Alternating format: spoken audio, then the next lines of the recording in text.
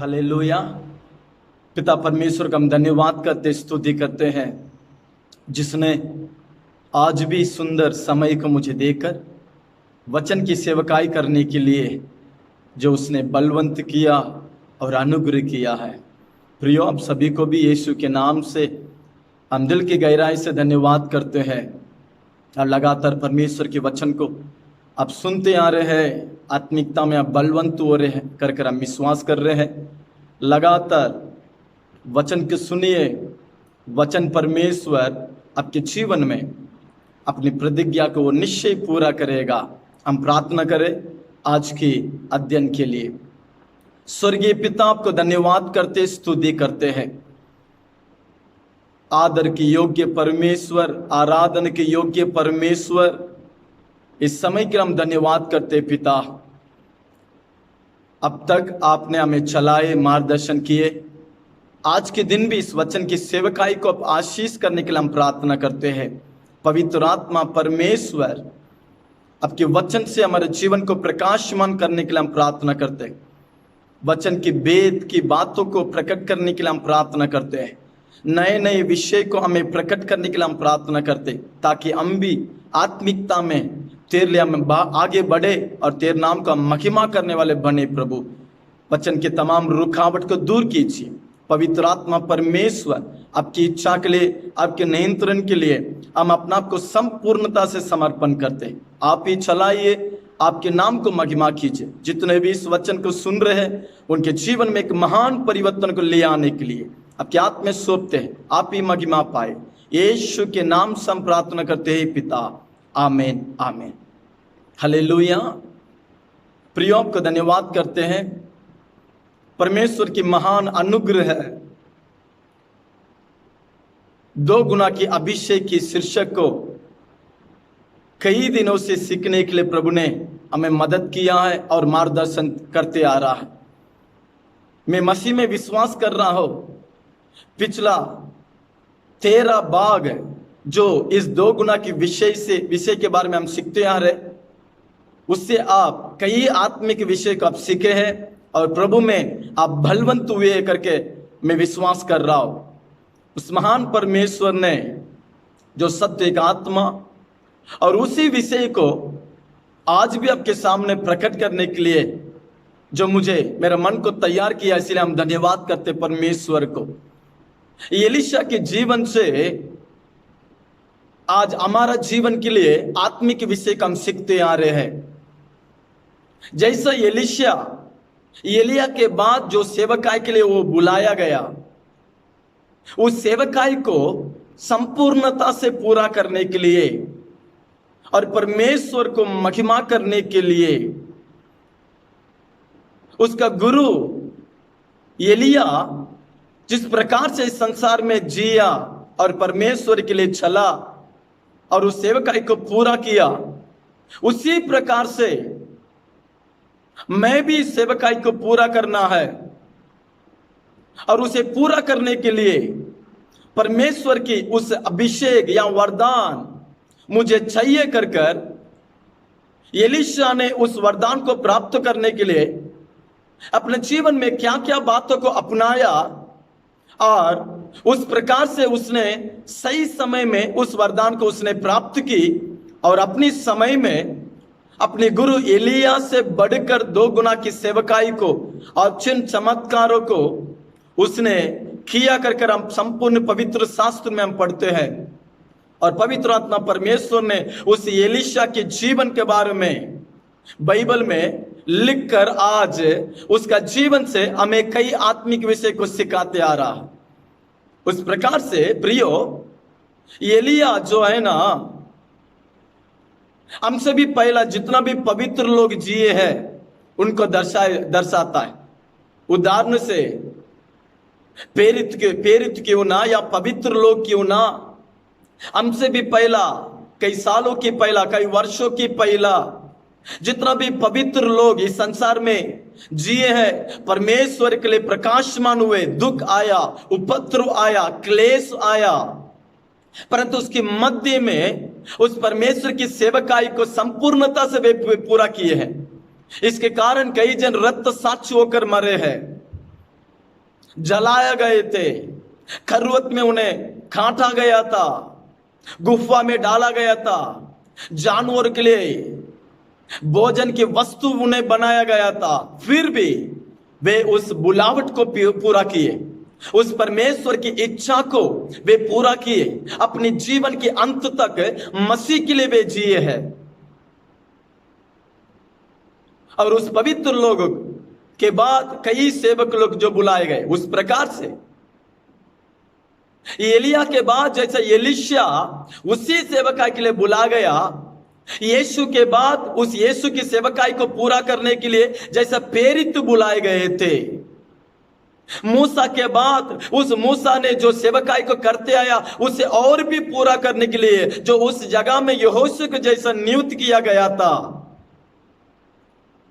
Saul की जगह में उस सिंहासन में बैठकर इज़राइल को शासन करने के लिए जैसा दाऊद जो चुना गया था, अभिषेक किया गया था, उसी प्रकार से हमसे भी पहला जितना भी पवित्र लोग उस महान परमेश्वर के राज्य के लिए जिए और परमेश्वर को महिमा की अपने जीवन से, और उस सेवकाई के लिए आज आप और मैं बुलाए गए हैं। हमारे लिए कुछ नया विशेष दर्शन ऐसा कुछ भी नहीं है। हमारा दर्शन यीशु के दर्शन है। हमारा सेवकाई जो सेवकाई यीशु ने किया उसे हम करने के लिए बुलाया गया। पिता ने यीशु को जो काम करने के लिए संसार में भेजा, यीशु हमें भी वही पिता की सेवकाई को इच्छा को पूरा करने के लिए हमें भेजा गया। इसलिए तो यीशु अंतिम दिन में प्रार्थना करने लगा, पिता तूने जैसा मुझे इस संसार में भेजा वैसा ही मैं भी इस चेलों को इस संसार में भेज रहा हूं। हम सब एक राज्य की सेवा करने के लिए बुलाए गए। हम सब एक पिता की इच्छा को पूरा करने के लिए बुलाए गए। हम सब एक बगीचा में, एक खेत में हम काम कर रहे हैं। उस खेत का, उस बगीचा का मालिक एक ही है जो स्वर्गीय पिता। उस खेत का काम को हम कैसा करें, इसे प्रभु यीशु ने संसार में आकर जी कर हमें नमूना देकर गया है। आज हम सब उसी खेत में उस नमूना से ही हम करना है, यही पिता की इच्छा है। तो इस प्रकार से एलिया जो सेवकाई को पूरा किया, उस सेवकाई को लगातार करने के लिए एलीशा बुलाया गया था। इसलिए एलीशा भी वही अभिषेक चाहा जो अभिषेक एलिया के अंदर था। एलिया के अंदर का जो अभिषेक था, वो अभिषेक एलीशा के अंदर आने से ही ना एलिया के समान वो जी सकता है, एलिया के समान वो सेवा कर सकता है, एलिया के समान वो भी चिन्ह चमत्कार कर सकता है। इसीलिए तो एलीशा उस 2 गुना के अभिषेक के लिए वो इंतजार में है, अपेक्षा में है, बाट जो रहा है। इसलिए तो यीशु की सेवकाई करने के लिए, यीशु के समान सेवा करने, यीशु के समान प्रचार करने, यीशु के समान चिन्ह चमत्कार करने, यीशु के समान इस पृथ्वी में दुख उपद्रव क्लेश के मध्य में खड़े रहने के लिए यीशु ने कहा, मेरा अंदर जो पवित्र आत्मा था ना, उस पवित्र आत्मा को आप भी प्राप्त करना है। इसलिए पेंतकोस्त के दिन के लिए इंतजार करो।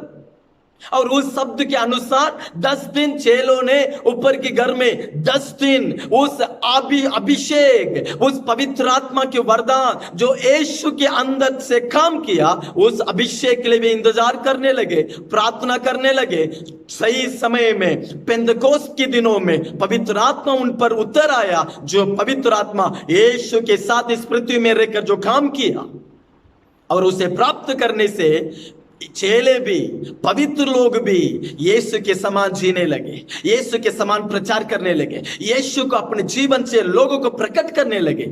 इस प्रकार के धन्य सेवकाई करने के लिए आज आप और हम बुलाए गए। प्रियो, हम अंतिम दिनों में हमारा इच्छा की सेवा करने हम नहीं बुलाए गए, दूसरों की इच्छा के अनुसार सेवा करने हम नहीं बुलाए गए। हम सब पिता की इच्छा को पूरा करने, जो इच्छा को यीशु ने इस पृथ्वी में आकर सही तरीका से कर दिखाया, जिस सेवकाई से पिता ने अधिक से आनंदित हुआ है।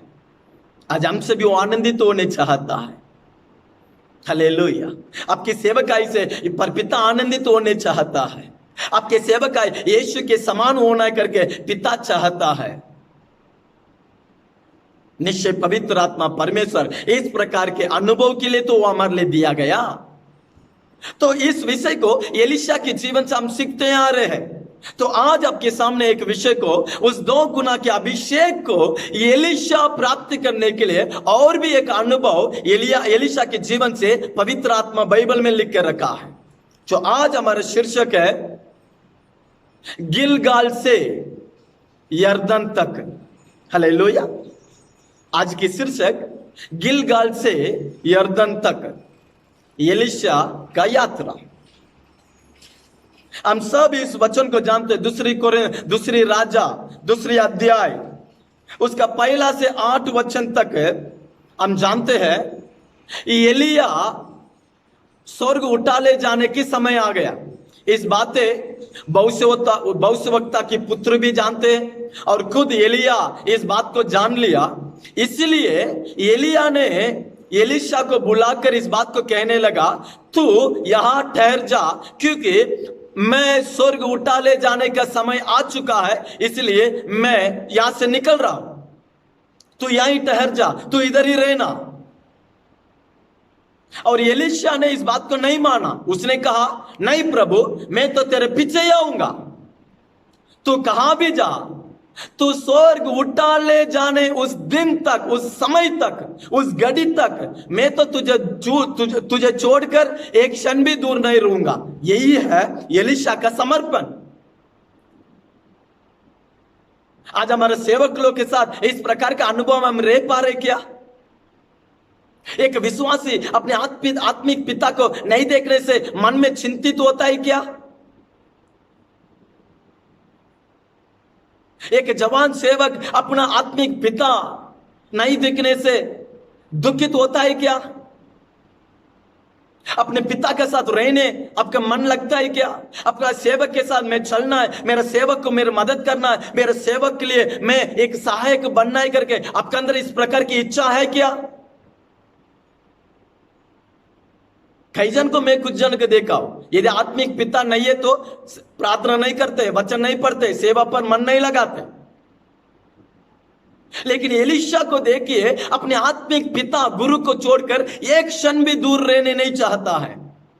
तो कहां भी जा, बस मैं तेरे साथ आऊंगा। यही है एलीशा के विषय में परमेश्वर आनंदित होने के कारण वो परमेश्वर को छोड़कर जैसा एक क्षण भी दूर होने नहीं चाहता है, वैसा ही परमेश्वर ने जो आत्मिक पिता को दिया उसे भी छोड़कर दूर एक क्षण भी रहने नहीं चाहता है।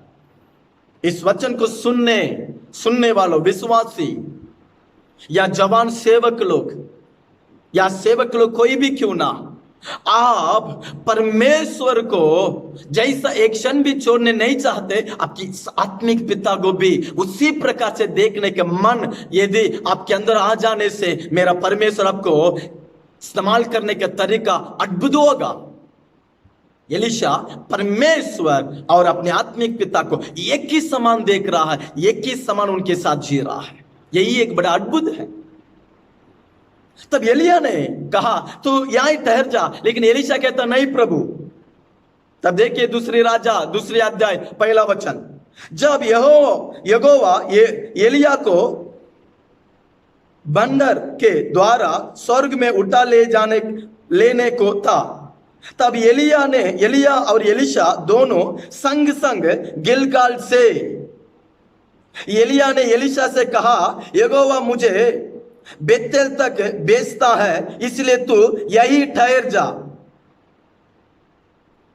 परमेश्वर मुझे भंडार में उठा ले जाने के लिए तैयार, समय आ गया, इसलिए तू इधर ही रह, गिलगाल में रह जा, ठहर जा, मैं बेतेल तक जाना है। प्रियो, 2 गुना के अभिषेक या वरदान हम प्राप्त करना है तो एक 4 प्रकार का अनुभव को हम पार करना जरूरी है। एलीशा उस 2 गुना का अभिषेक को पाने के लिए वो यात्रा करने के लिए तैयार है।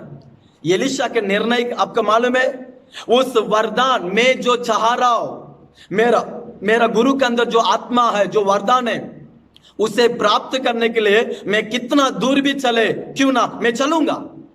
उस वरदान को प्रभु किस जगह से देगा मैं उस जगह में आने तैयार हूं। यही है एलीशा का समर्पण। हालेलुया। एलीशा वरदान को प्राप्त करने के लिए पहला एलिया का पीछे चल रहा है, एलिया को वो ले रहा है, एलिया को छोड़ने वो तैयार नहीं है।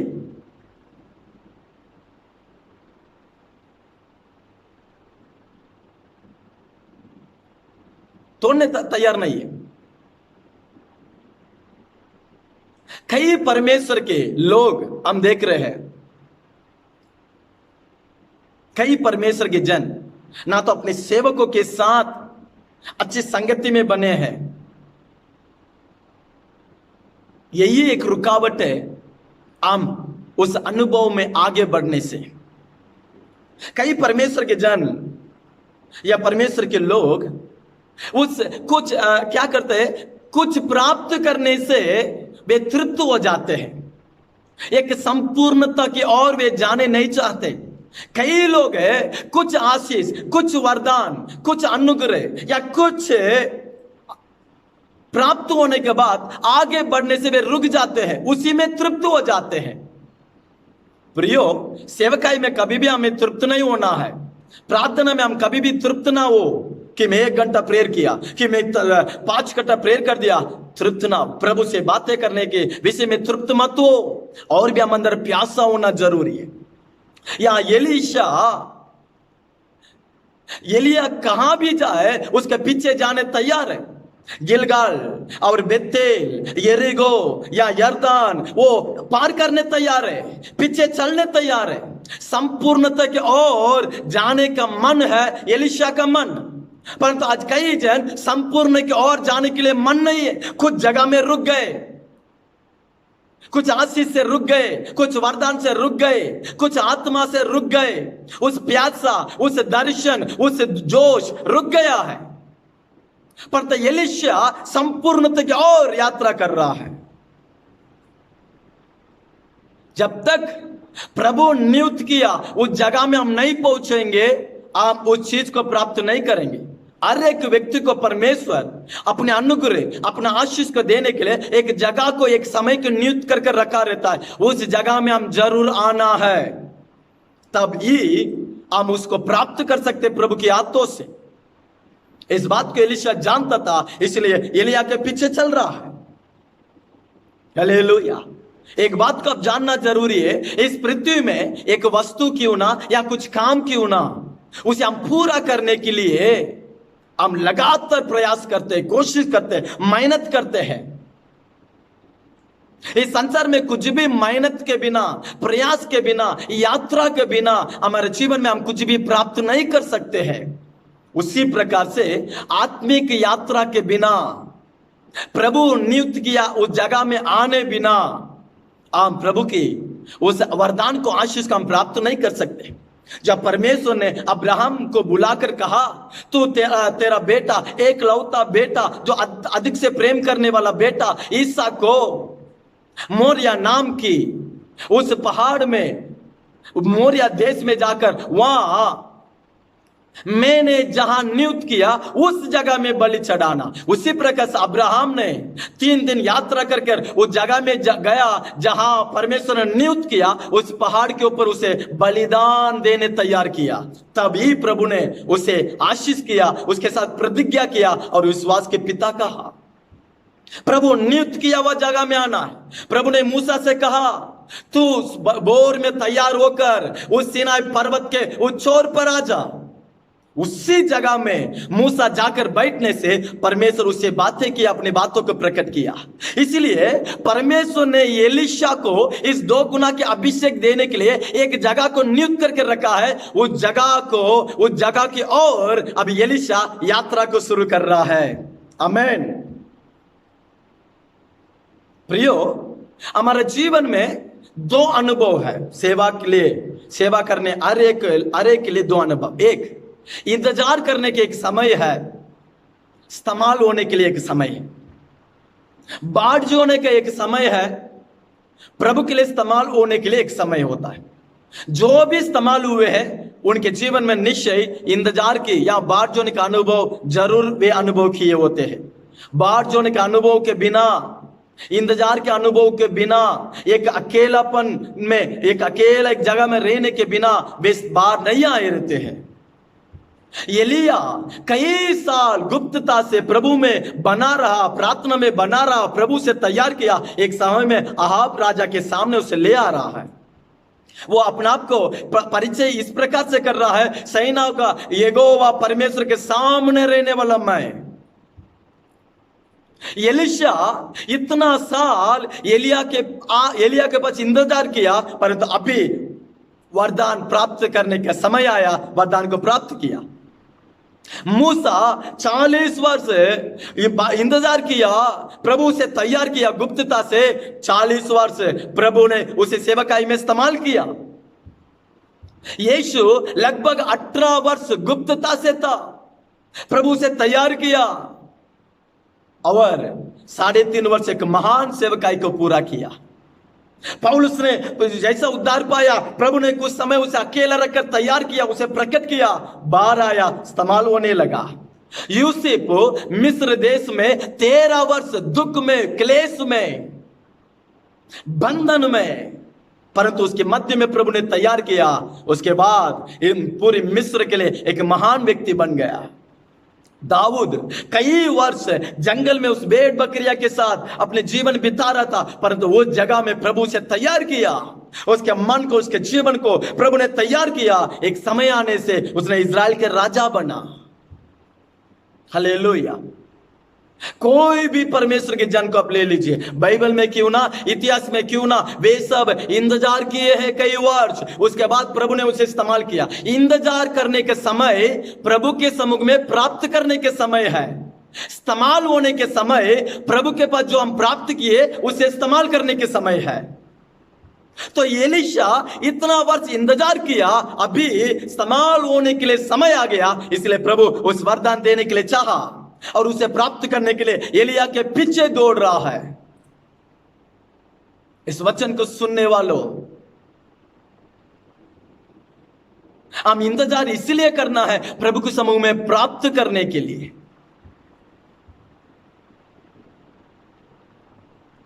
इस्तेमाल होने के लिए एक समय है, ये हम सब इस्तेमाल होने के समय है। ये समय व्यर्थ करने के समय नहीं है। वे करेंगे, इन करेंगे, वे जान दो, ये बोलने के समय नहीं प्रियो, परंतु प्रभु मैं जाता हूं, मुझे भरोसा कर, मुझे उस अनुग्रह दे, मैं तुझे महिमा करूंगा कर कर। जवान प्रभु के लिए उठने के एक समय है। जो सेवा में है वे और भी प्रभु के लिए जलन होने के समय है। जो तृप्ति में है वे उससे बाहर आने की ये समय है। जो कुछ प्राप्त में जो आनंदित हो गए वे उससे उठने के समय है। एलीशा अपना भविष्य कर रखकर प्रभु के सम्मुख में प्रार्थना कर रहे हैं उस वरदान के लिए। मैं छोटा मोटा सेवा नहीं करूं प्रभु, तेरे सेवकाई को महान रूप से करना है।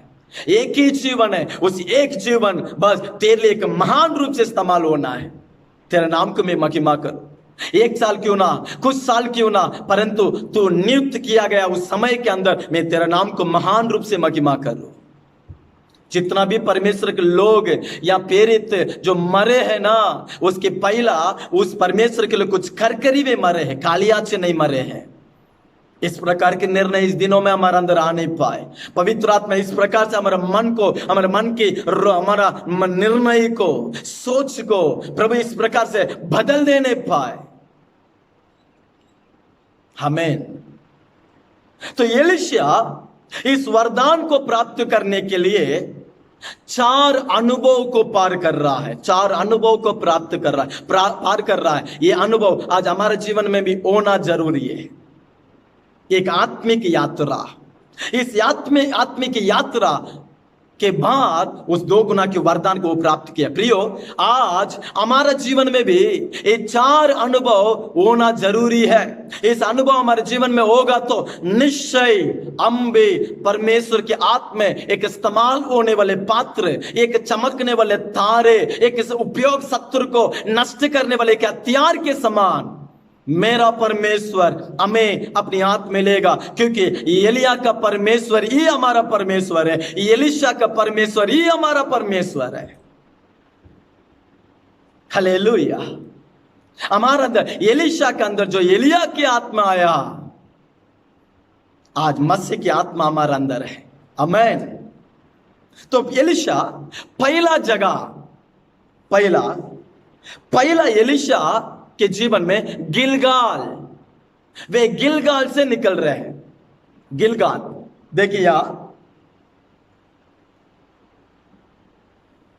देखिए, तब एलिया और एलीशा दोनों संग संग गिलगाल से चले।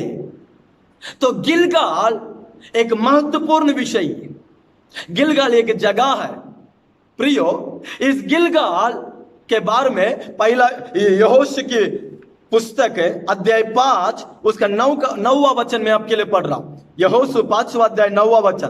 तब यहोवा ने यहोशू से कहा, तुम्हारी नामधराई जो मिस्रियों में हुई है, जिसे मैंने आज दूर की है, इस कारण इस स्थान का नाम आज के दिन तक गिलगाल पड़ा है। तुम्हारी नामधराई जो मिस्रियों में हुई है, इसलिए आज के बाद इसका गिलगाल होगा। इसका मतलब, गिलगाल का मतलब एक सही मन फिरना को दर्शाता है, एक उद्धार का जीवन को दर्शाता है। उस मिस्रियों के अनुभव से परमेश्वर ने जो हमें छुड़ाया, इसलिए इसका नाम गिलगाल हो जाए। मिस्र से जो बाहर निकाला गया, मिस्र में जो निंदा, मिस्र के जो दुख, मिस्र का जो वेदना, मिस्र में जो स्वभाव है, उसे पूरा प्रभु ने इस दिन जो नष्ट कर दिया। इसलिए आज के बाद इसका दिन गिलगाल हो जाए। गिलगाल का मतलब मिस्र का नामधराई बातों को नष्ट कर देना।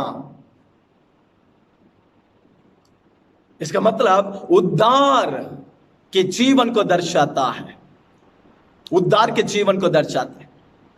या मिस्र के नामधराई, इसका मतलब हम सब मिस्र में थे। मिस्र का मतलब संसार को दर्शाता है, पाप को दर्शाता है। मिस्र का राजा जो फिरौन, वो शैतान को दर्शाता है। इजराइल प्रजा मिस्र में 430 वर्ष वे बंधन में थे, दुख में थे, क्लेश में थे, उपद्रव में थे। शांति नहीं था, समाधान नहीं था, आनंद नहीं था, खुद के लिए कुछ भी नहीं था, बंधन में थे। परंतु परमेश्वर ने मूसा को भेजा, 10 विपत्तियां को उनके मध्य में प्रकट किया, अपना लोगों को एक ही रात मेमना के लहू से मिस्र से बाहर ले आया। हालेलुया। मिस्र से बाहर ले आया, मिस्र के नामधराई से बाहर ले आया, मिस्र के बंधन से बाहर ले आया। इसका मतलब, गिलगाल का मतलब, हमारा जीवन में हम उस 2 गुना के वरदान को प्राप्त करना है तो पहला प्रभु हमारे जीवन में एक सही उद्धार के अनुभव को देखने चाहता है। सही उद्धार, एक सही मन फिराओ। इसलिए उद्धार का मतलब मन फिरो करके यीशु ने प्रचार किया। इसका मतलब मन फिरो मतलब, एक समय हमारा मन संसार पर था, लालसा पर था, अभिलाषा में था, मनुष्य पर था, वस्तु पर था, पाप के ऊपर हमारा मन था। परंतु यीशु जब हमारे जीवन में आया, जब यीशु ही परमेश्वर करके जब हमें पता चला, उस समय हमारा मन को पाप से, संसार से, दुनिया के लालसा से, शैतान से निकाल कर जो प्रभु के लिए अपना मन को दे देना, उसका मतलब है मन फिराना। इसका मतलब संसार के और रहने वाला हमारा मन अभी मसीह के लिए फिर जाना। इसी का मतलब मन फिरना, अर्थात एक सही उद्धार, पाप से उद्धार, श्राप से उद्धार, शैतान के बंधन से उद्धार। अब मैं यीशु का बेटा हूं, बेटी हूं, कोई भी क्यों ना, प्रभु हमारा जीवन में काम करना है तो, हमें आशीष करना है तो, हमें इस्तेमाल करना है तो, हमारा जीवन के नींव जो उद्धार के अनुभव सही होना है। नींव नहीं, सही नहीं है तो दीवार या ऊपर छत या ऊपर जो स्लैब डाले, कुछ भी बनाए, कुछ तकलीफ आने से गिर जाता है। इसलिए एक व्यक्ति अपना घर चट्टान के ऊपर बनाया और एक व्यक्ति अपना घर रेती के ऊपर बनाया। जब लहर आने लगा, जब बारिश गिरने लगा, जब पानी आने लगा, आंधी आने लगा, जो रेती के ऊपर बनाया वो घर गिर गया। प्रियो, हमारे जीवन में उद्धार एक सही अनुभव, मुख्य अनुभव है। हम मन फिरे, इसके लिए मन फिराव के अनुसार फल को देने के लिए बाइबल बताती है। हम मन फिरे, हम पाप क्षमा पाए हैं, हम लोग से अलग किया गए हैं। आपके उद्धार किस प्रकार से है? आप मन फिरे उस अनुभव में चल रहे हैं। आज कई परमेश्वर के जन मन तो फिरे है, लेकिन वही पुराना बातें, वही पुराना स्वभाव, वही पुराना चाल चलन, वही पुराना आदत। कलीसिया में प्रभु की स्तुति करते हैं, आराधना करते हैं, दान देते हैं, लेकिन बाहर जाने के बाद काम की जगह में, घर में वो एक संसार के समान चलते हैं, बातें करते हैं, झगड़ते हैं, विरोध या गुस्सा। ये सही मन फिराव नहीं। एक सही मन फिराव मतलब उसके स्वभाव हमारे अंदर होना है। प्रेरितों के काम 7वां अध्याय उसका 39वां वचन में लिखा है, मिस्र इजराइल मिस्र से बाहर आ गए, वे कानान की ओर यात्रा कर रहे, परंतु उनके मन में मिस्र था।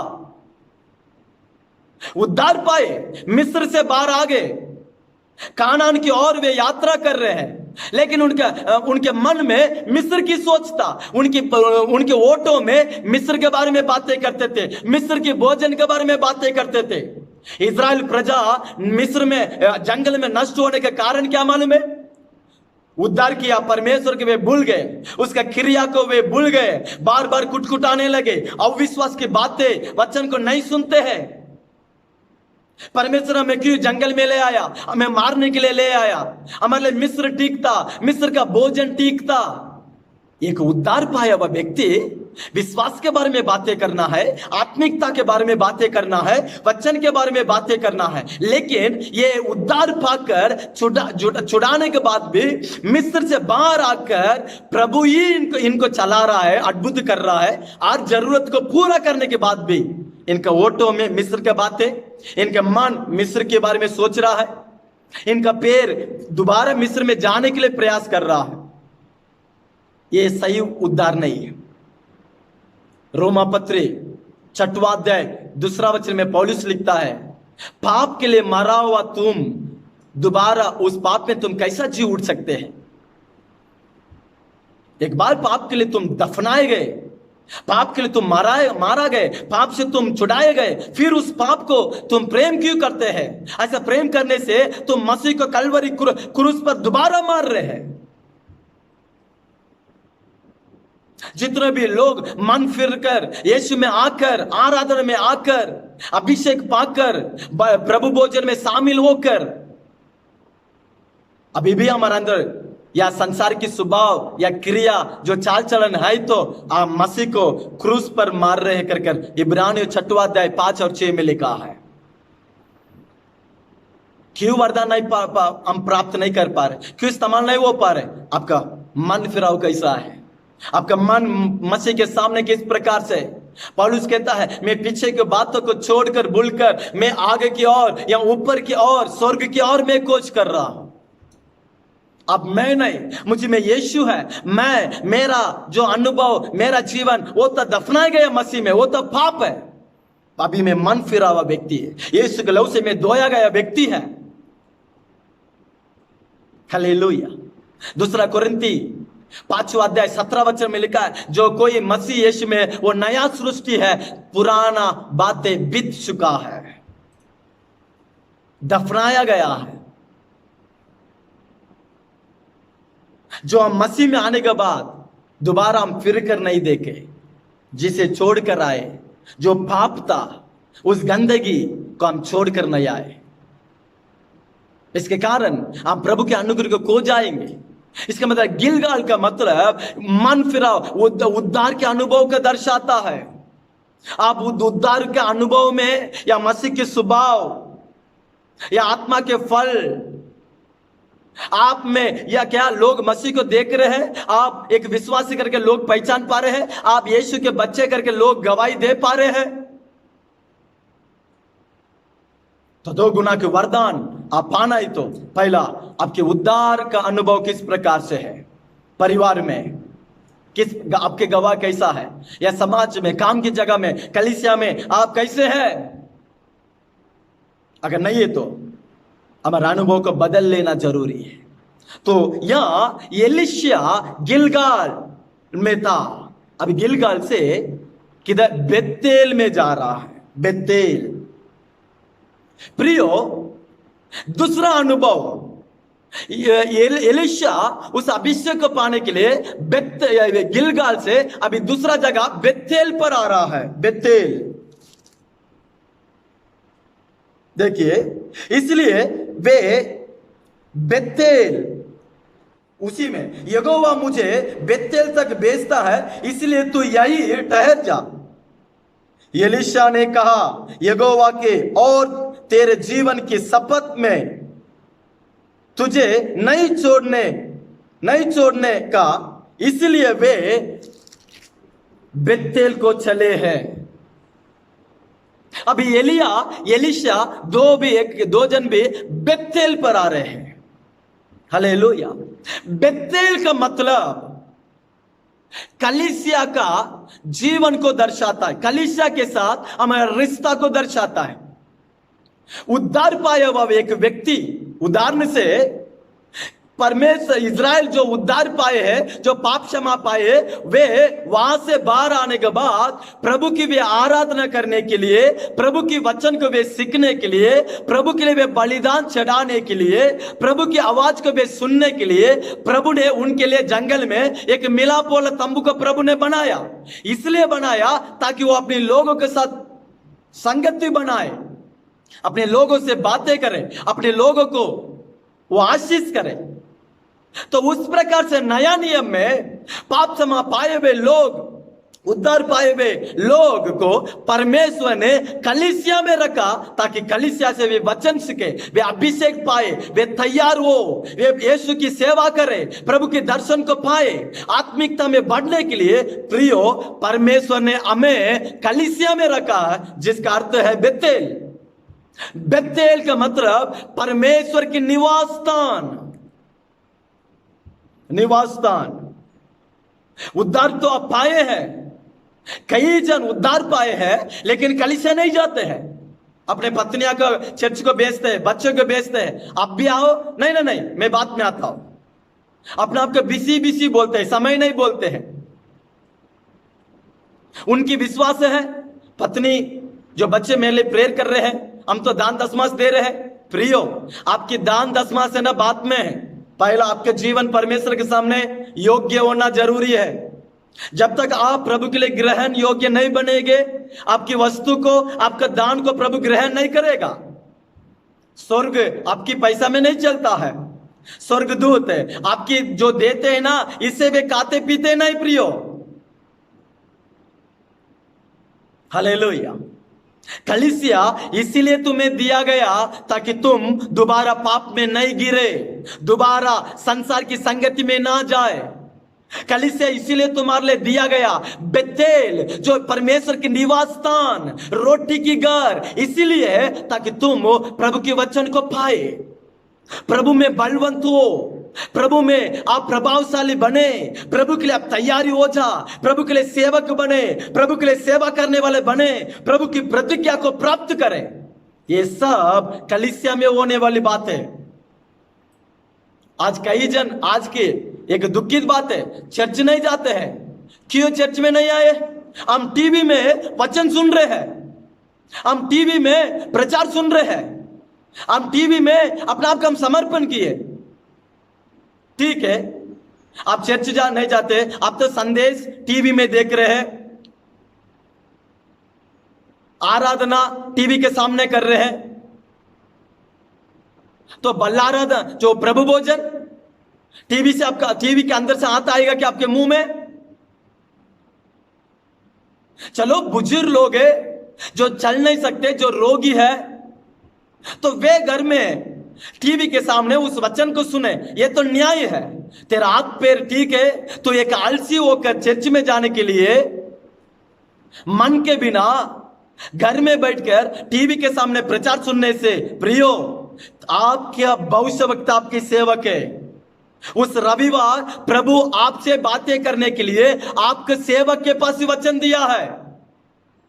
प्रति रविवार आपका भोजन आपका सेवक के पास ही प्रभु दिया है और किसी के पास नहीं है। कलीसिया की संगति को छोड़ने से ना आपके जीवन में कई नष्ट को आप देखेंगे। कलीसिया की संगति को, कलीसिया की आराधना को, आपका सेवक की संगति को, कलीसिया को छोटे मोटे वो सेवकाई को तुम छोड़ने से तुम कई नुकसान को देखेंगे तुम्हारे जीवन में। प्रभु आपके साथ नहीं आ सकता है, प्रभु का अनुग्रह तुम्हारे साथ नहीं होगा। आप आपका अभिषेक में कमजोर हो जाएंगे, प्रार्थना में कमजोर हो जाएंगे। आप थोड़ा थोड़ा संसार में आप चलने वाले बन जाएंगे। सावधान,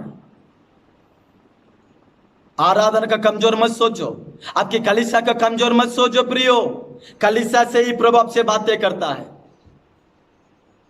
जल प्रलय से नू बचना है तो बस वो जहाज के अंदर जाना जरूरी है। इस संसार, आज के इस संसार में जो पाप है, इस पाप से आप बचना है तो, उस पाप तुम्हारा अंदर नहीं आना है तो, उस पाप तुम्हारा हृदय का नहीं छूना है तो आप कलीसिया के अंदर छिपे रहना जरूरी है। वचनों में, उपदेश में, सेवकों के मार्गदर्शन में तुम आज्ञाकारी होना जरूरी है। तो बेतेल मतलब कलीसिया को दर्शाता है। जब याकूब ने जब अपने ससुर लाबान के घर गया, वहां शादी किया, जब भेड़ बकरी बढ़ने लगा, जब धन संपत्ति बढ़ने लगा, जब सब कुछ से जब वापस वो आ रहा है, लेकिन याकूब के जीवन से परमेश्वर प्रसन्न नहीं है। अभी भी याकूब के जीवन में कुछ कमजोरियां, या याकूब के जीवन में, परिवार में कुछ कमजोरियां परमेश्वर के दिख रहा है, जिससे परमेश्वर प्रसन्न नहीं है।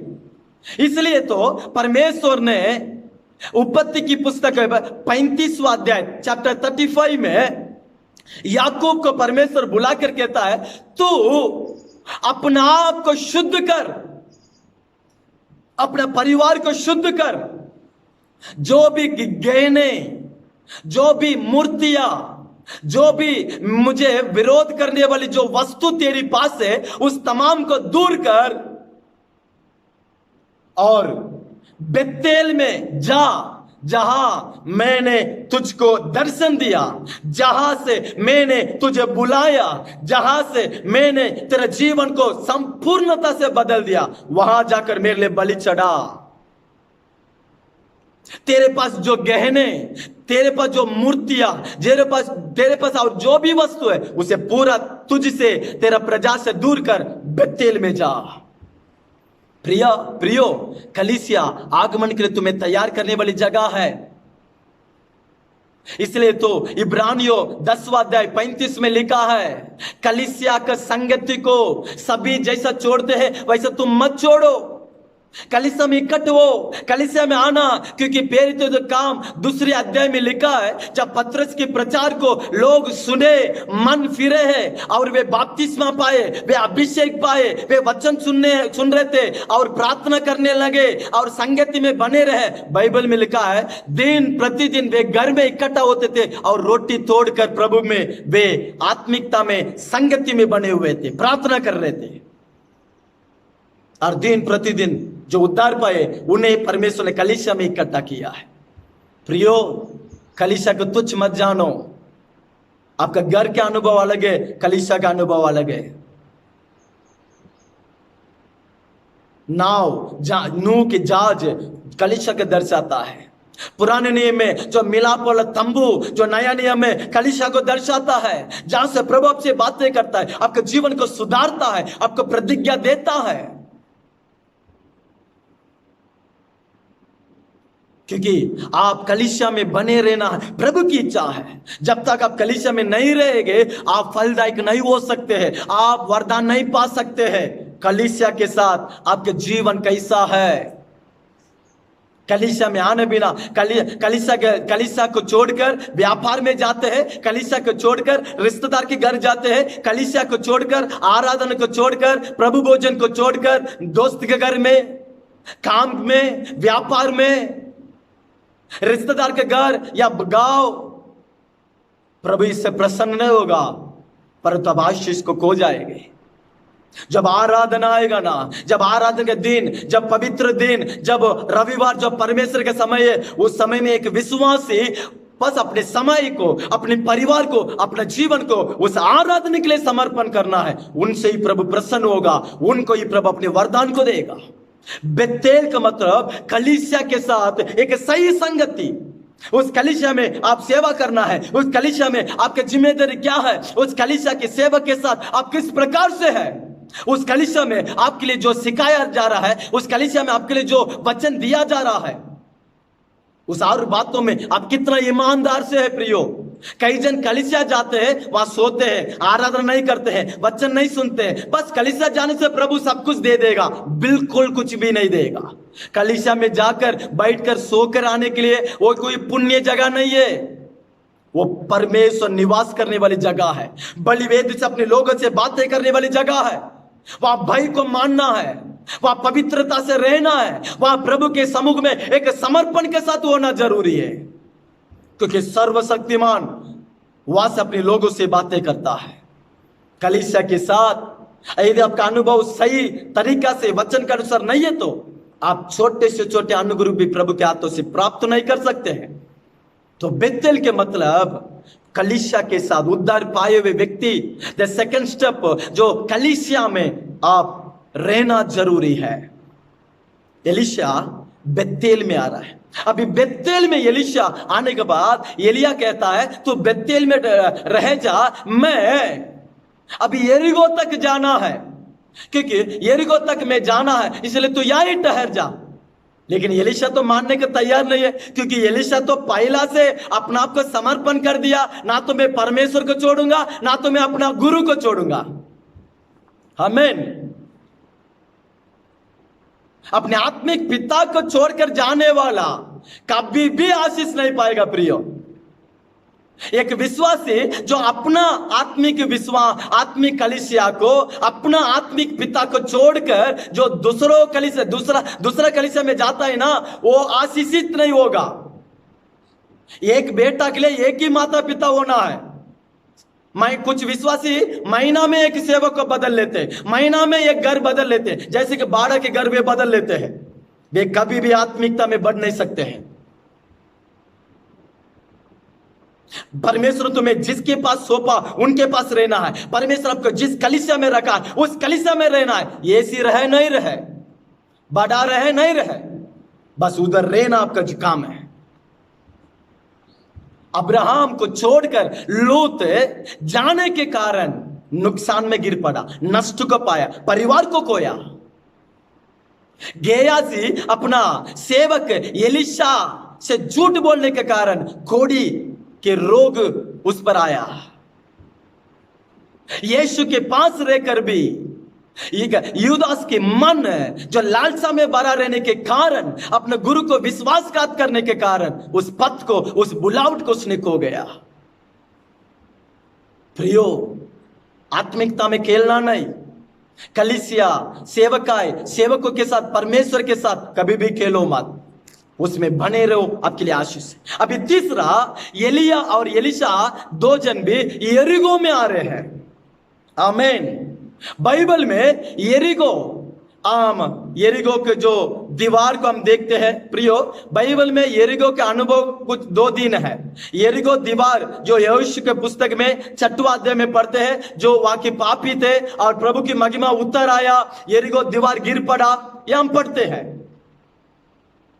लेकिन उसके बाद हम पढ़ते हैं यरीहो के बारे में, वो आकर एक आशीष की शहर है। यरीहो के बारे में बाइबल में लिखा है, वो आकर खजूर की पेड़ रहने वाली शहर है, गांव। उसे खजूर की शहर करके बाइबल बताया गया यरीहो को। जब नया नियम में हम पढ़ते हैं, यीशु यरीहो में आने से जक्कई को बुलाया और उसे उद्धार में चलाया। यीशु के समय में यरीहो शहर था। हालेलुया। कई बार हम यरीहो मतलब उस यरीहो के दीवार को ही देखते नहीं प्रियो, उसके बाद वो एक आशीष की शहर बना, इसलिए बाइबल उसे खजूर की शहर करके नाम दिया है। और उस यरीहो में यीशु ने अपने समय में सेवा किया, कई लोगों को प्रचार किया, उसमें एक व्यक्ति है जक्कई। तो यरीहो का मतलब है खजूर की शहर। हालेलुया। तो खजूर एक फल को दर्शाता है। हालेलुया। तो हमारा जीवन में उद्धार पाया हुआ व्यक्ति जो गिलगाल मन फिरा हुआ व्यक्ति पाप से बाहर आने के बाद, संसार से बाहर आने के बाद वो कलीसिया, दूसरा कलीसिया अर्थात बेतेल में वो रहना है। कलीसिया में, आत्मिकता में, संगति में, वचनों में। जब वो वचन में जो बढ़ता है ना, जब वचन में वो बढ़ने के समय, वचन में बढ़ने के समय, अनुग्रह में, वरदान में बढ़ने के समय, तीसरा यरीहो मतलब जो वचन उसके अंदर आत्मा का फल को उत्पन्न करता है। यरीहो खजूर की शहर का मतलब हमारे जीवन में आत्मा फल होना जरूरी है प्रियो। मैं इसके पहला भी आपको बताया, वरदान के बिना आप स्वर्ग जा सकते हैं, लेकिन आत्मा फल के बिना आप स्वर्ग नहीं जा सकते हैं। आत्मा फल प्रेम, धीरज, समाधान, नम्रता, आज्ञा का पालन, धार्मिकता, पवित्रता, ये सब परमेश्वर के गुण है। इसलिए फिलिप्पियुस 2:5 में लिखा है, मसीह यीशु में जो मन, जो स्वभाव था वो तुम में भी हो नहीं पाए। यीशु मृत्यु तक अर्थात अंत तक अपना को नम्र दीन किया है। उसके गाल में मारने से शांत था, उसे वस्त्र खींचने से छुपता, विरोध बातें नहीं किया, धमकी नहीं दिया। आज कई परमेश्वर के बच्चे, इवन सेवक लोग भी एक छोटे से गुस्सा को नहीं छोड़ पा रहे हैं, विरोध को नहीं छोड़ पा रहे हैं, क्षमा नहीं कर पा रहे हैं, सबको एक समान देख नहीं पा रहे हैं। प्रियो, गलत है। आत्मा फल हमारे जीवन में बहुत वरदान जरूरत के लिए उपयोग बढ़ता है, पर तो आत्मा फल वो हमारे जीवन में, खून में हमेशा हमारे साथ होना जरूरी है।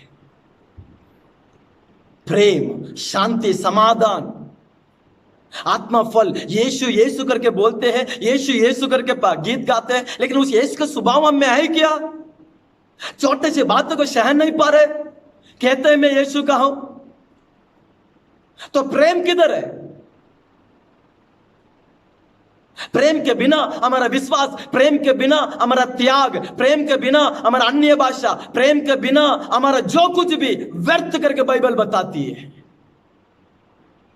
जैसा तुम क्षमा करते, मसीह ने तुम्हें जैसा क्षमा किया, वैसा तुम भी अपने पड़ोसी के क्षमा करो, तभी स्वर्गीय पिता तुम्हें क्षमा करेगा। यदि मैं मेरे भाई को क्षमा नहीं किया तो मेरे पिता मुझे क्षमा नहीं करेगा। आत्मा फल बहुत मुख्य प्रियो, आत्मा फल बहुत मुख्य। यरीहो आत्मा फल को दर्शाता है। आप कलीसिया में जाते हैं, इतना वर्ष कलीसिया में, इतना वर्ष सेवकाई में, इतना वर्ष वचन पढ़ते, लेकिन आपका स्वभाव बदला ही नहीं ना। अब तक प्रेम दिख रहा ही नहीं, धीरज दिख रहा ही नहीं, नम्रता दिख रहा ही नहीं, घमंड दिख रहा है, बड़ाईपन दिख रहा है, विरोध दिख रहा है, गुस्सा दिख रहा है, और कहते हैं मैं सेवक, कहते हैं मैं इतना वर्ष के विश्वासी। अपना आप का धोखा दे रहे हैं। अनुभव इस दिन बदलना है। 2 गुना के अभिषेक आपके लिए इंतजार कर रहा है। इस प्रकार के रुकावट के कारण आप उसे प्राप्त नहीं कर पा रहे। इस दिन यरीहो के अनुभव, फलदायी के अनुभव में अपना आप का समर्पण करो। और अंतिम एक बात, चौथा, एलिया भी कहता है तो यही इस यरीहो में रह जा, मैं यरदन पर जाना है। लेकिन एलिशा कहता है नहीं, मैं भी यरदन पर आऊंगा। अभी चौथा अनुभव है, एलिया और एलिशा 2 जन भी मिलकर यरदन पर आ रहे हैं। जब यरदन नदी के पास आकर एलिया अपने हाथ के चद्दर से जब मारने से यरदन नदी 2 भाग होने लगा, इधर उधर होने लगा। वे पार होने के बाद वापस नदी जुड़ गया और एलिया अचानक अग्निमय रथ और घोड़ा आने से उठा ले गया स्वर्ग में, और एलिया का वो चद्दर नीचे गिरने लगा। वो एलीशा उसे अपने हाथ में उठा लिया। एलिया का परमेश्वर यहोवा कहाँ है करके जब जल की ओर मारने से यरदन नदी इधर उधर दो भाग होने लगा और वो नदी को पार करने लगा। यरदन पर आया। प्रियो, यरदन किसको दर्शाता मालूम है? यरदन जयवंत जीवन को दर्शाता है। विक्ट्री लाइफ, जयवंत जीवन को दर्शाता है। यरदन, जब हम यहोशू की पुस्तक है जब 5वें अध्याय में हम देखते हैं 3, 4, 5 वे यरदन नदी को पार करना है, क्योंकि यरदन नदी एक भयानक नदी है। उसकी इतिहास या उसके चरित्र बहुत अद्भुत रूप से है। एक लंबा नदी है और ऊपर से नीचे तक बड़ी रफ्तार बड़ी तेज से पानी आता है। यदि कोई गलती से भी अपने पैर यरदन नदी पर रखने से उसके साथ चले जाता है, वो अपनी जान को कभी नहीं बचा सकता है। इतना भयानक खतरनाक है, इतना कतरा जल है, इतना भयानक तेज से वो जल आता है। उसे पार करना है तो असंभव है। प्रभु ने कहा याजक को आगे खड़ा कर, वे अपने संदूक को वाचा की संदूक को उठाकर वे उस नदी पर अपने पैर को रखने दो, तब नदी दो भाग होगा।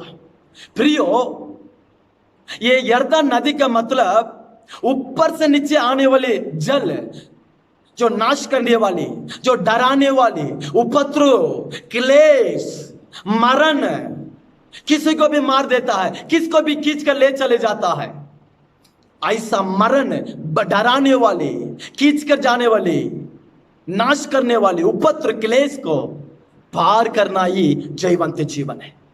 वे संदूक को उठाकर जब पैर रखे हैं, तमाम इजराइल पार करने लगे, जय को पाए। इसका मतलब यहां एलीशिया इस नदी को पार कर रहा है, इसका मतलब जयवंत जीवन का दर्शाता है। प्रियो, हम विश्वासी है लेकिन आत्मिक लड़ाई लड़ने के लिए हम बुलाए गए। एफेसुस 6वां अध्याय 12 से लिखा है, इसलिए आत्मिक हथियार को पहन लो, क्योंकि हम आत्मिक लड़ाई लड़ने के लिए बुलाए गए करके बाइबल में लिखा है। आत्मिक लड़ाई लड़ने के लिए बुलाए। जयवंत जीवन हमारे जीवन में होना है। और कितना बार तुम उठ गिर गिर कर उठेंगे, और कितना तुम पुराना वही अनुभव, और कितना बार गिरते जाएंगे, उठना यीशु के नाम से। जयवंत जीवन, यरदन मतलब जयवंत जीवन है। यरदन को पार करने से वे कानान को प्राप्त कर सकते हैं। यीशु यरदन नदी पर बपतिस्मा पाकर बाहर आने से पवित्र आत्मा यीशु के ऊपर आया। हमें अभिषेक हमें इसीलिए दिया जा रहा है, पवित्र आत्मा का वरदान हमें इसीलिए दिया जा रहा है ताकि हम शत्रु के विरोध में हम लड़े। तो यरदन का मतलब हम जयवंत जीवन का दर्शाता है। प्रियो, हम सब जयवंत जीवन के लिए बुलाए गए, आत्मिक लड़ाई लड़ने के लिए बुलाए गए, तब ही हम देश को प्राप्त कर सकते हैं। जब एलीशा इस प्रकार के अनुभव में जब आने से 2 गुना का अभिषेक उस पर उतर आया, हालेलुया, वो परमेश्वर के लिए इस्तेमाल होने वाला पात्र बन गया। इस वचन को सुनने वाले परमेश्वर के जनों, एलीशा इस प्रकार की आत्मिक यात्रा को संपूर्णता से उसने पूरा किया और 2 गुना के अभिषेक को पाया। आज हम भी गिलगाल उद्धार के अनुभव, बेतेल कलीसिया के अनुभव, यरीको फलदायक के अनुभव और जो यरदन जो जयवंत का अनुभव की और अपना आप को समर्पण करेंगे, निश्चय परमेश्वर हमें भी 2 गुना के वरदान को देकर अपने लिए, अपना राज्य के लिए इस्तेमाल करेगा। प्रभु आप सबको आशीष करे। आमीन, आमीन।